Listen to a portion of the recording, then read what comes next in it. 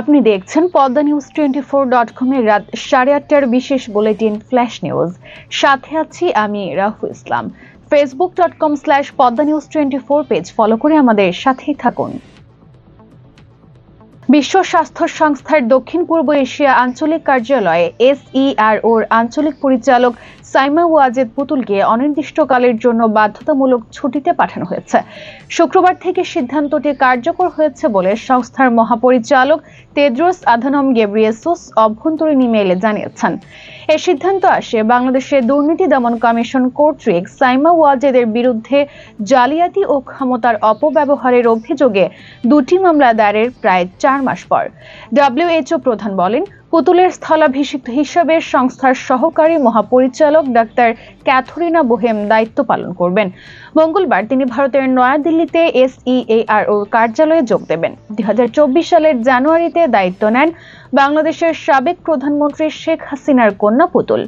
তবে তার মনোনয়ন প্রক্রিয়া নিয়ে শুরু থেকেই ছিল বিতর্ক। জুলাই-আগস্টের হত্যাযজ্ঞে নিজের এবং প্রধান ও সহযোগী অভিযুক্তদের অপরাধ সম্পর্কিত সম্পূর্ণ সত্য প্রকাশের শর্তে পুলিশের সাবেক আইজিপি চৌধুরী আব্দুল্লাহ আল মামুনকে ক্ষমার বিষয়টি বিবেচনা করা হবে বলে লিখিত আদেশ প্রকাশ করেছেন ট্রাইব্যুনাল।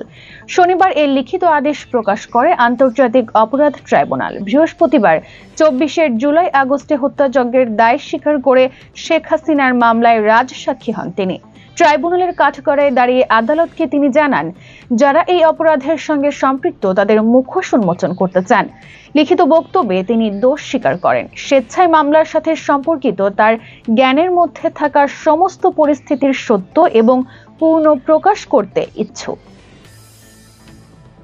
আইন উপদেষ্টা অধ্যাপক আসিফ নজরুল জানিয়েছেন, মিটফোর্ড হাসপাতালের সামনে ঘটে যাওয়া নারকীয় হত্যাকাণ্ডের দ্রুত বিচারে সরকার সম্পূর্ণ বদ্ধপরিকর রয়েছে। এই ঘটনার সঙ্গে জড়িত 5 জনকে এরই মধ্যে গ্রেপ্তার করা হয়েছে এবং পুলিশ সর্বোচ্চ গুরুত্ব দিয়ে তদন্ত করছে। শনিবার সকালে ফেসবুক পোস্টে তিনি বিষয়টি জানান। লেখেন, দায়ীদের বিরুদ্ধে মামলা দ্রুত বিচার ট্রাইব্যুনালে স্থানান্তর করা এবং দ্রুততম সময়ে বিচার করা হবে। বুধবার সন্ধ্যায় ঢাকার স্যার সলিমুল্লাহ মেডিকেল কলেজ হাসপাতালের সামনে ভাঙাড়ি ব্যবসায়ী সোহাগকে দোকান থেকে টেনে হিঁচড়ে বের করে নির্মমভাবে হত্যা করা হয়। হামলাকারীরা তাকে ইট, রড, কংক্রিট ও পাথর দিয়ে আঘাত করে এবং শরীরের ওপর লাফিয়ে মৃত্যু নিশ্চিত করে। এ হত্যাকাণ্ডে জড়িত যুবদল, ছাত্রদল ও স্বেচ্ছাসেবক দলের কয়েকজন নেতাকর্মীকে বহিষ্কার করেছে। বাংলাদেশ জাতীয়তাবাদী দল বিএনপি থেকে পদত্যাগের ঘোষণা দিয়েছেন দলের মালয়েশিয়া কমিটির শহর সমাজ কল্যাণ বিষয়ক সম্পাদক ও আলোচিত অ্যাক্টিভিস্ট ডক্টর ফয়জুল হক। শনিবার ফেসবুকে তিনি এ ঘোষণা দেন। বলেন, তিনি পাথর দিয়ে মানুষ হত্যা, সন্ত্রাস, চাঁদাবাজি কোনোটিকেই সমর্থন করেন না। তিনি চান একটি ন্যায়ভিত্তিক, মানবতা কেন্দ্রিক ও ধর্মীয় মূল্যবোধ সম্পন্ন রাজনীতি করতে।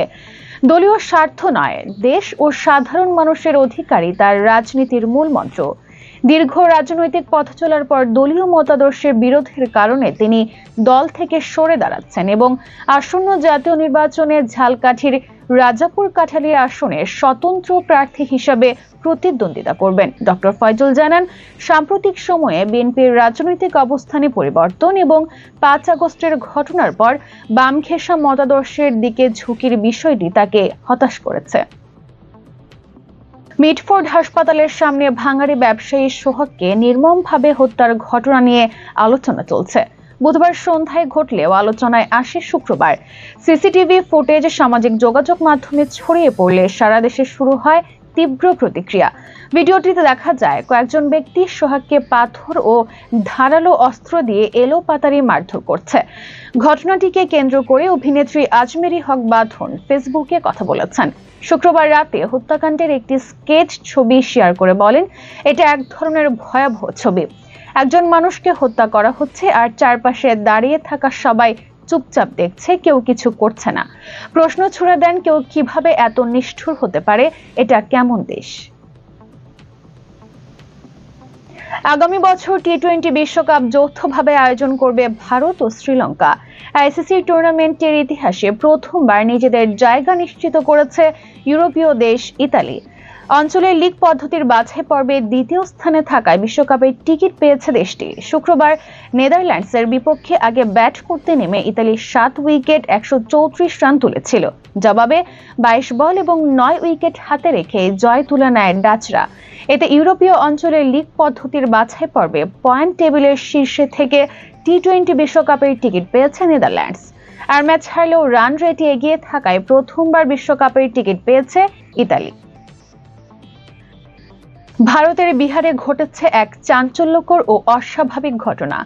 2 জুলাই অবৈধ সম্পর্কের সন্দেহে যুবক শিবচন্দ্র মুখিয়া স্ত্রী রীতা দেবীকে জোর করে ভাতিজা মিথিলেশ কুমার মুখিয়ার সঙ্গে বিয়ে দিয়েছেন। শুধু তাই নয়, তার আগে গ্রামবাসীদের ডেকে ভাতিজাকে বেধড়ক মারধরও করেন তিনি।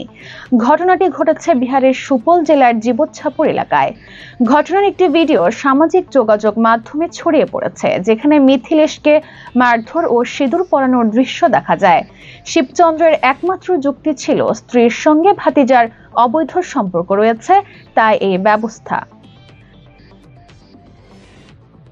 গুরুত্বপূর্ণ সব সংবাদ জানতে poddanews24.com এর বিশেষ বুলেটিন ফ্ল্যাশ নিউজ দেখবেন প্রতিদিন রাত 8:30টায়। ফ্ল্যাশ নিউজ দেখতে ফেসবুকে আমাদের ফলো করুন facebook.com/poddanews24 আর ইউটিউবে সাবস্ক্রাইব করুন youtube.com/poddanews24 চ্যানেলটি।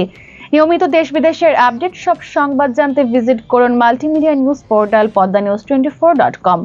পরবর্তী ফ্ল্যাশ নিউজ দেখার আমন্ত্রণ জানিয়ে বিদায় নিচ্ছি আমি রাউফুল ইসলাম। ভালো থাকুন, সুস্থ থাকুন।